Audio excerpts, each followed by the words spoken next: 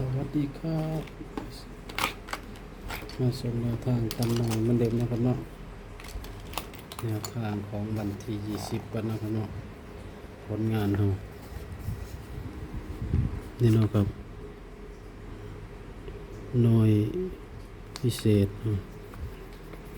นี่นะครับ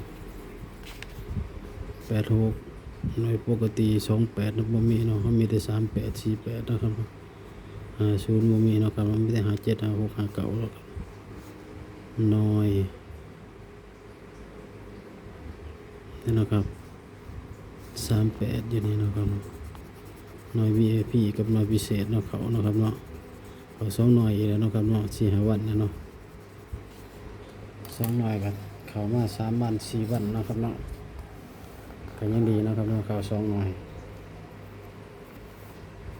ถือว่าโอเคนะครับเนาะมาชมผลงานของวันที่21นะครับเนาะ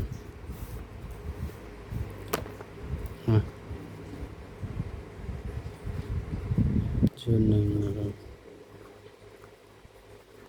ส่วน2ส่วน3ส่วน4ส่วน5นะครับ60นะครับเนาะ12 13นะครับเนาะ14 15นะครับเนาะ16 23 24นะครับ25 26 34 35 36 45 46 65นะครับนะครับ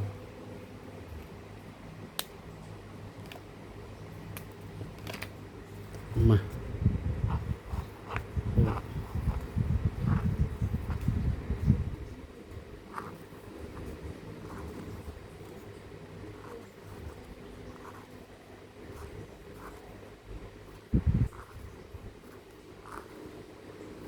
นะครับเนาะ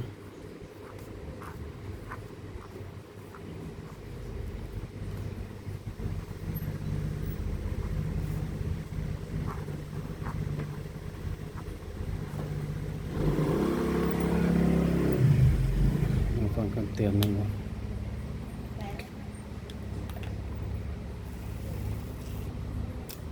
คำเตือนทั้งสองเป็นเพียงสื่อกลางแนวทางนะครับเนาะบ่ได้สนับสนุนในเด่นการพนัน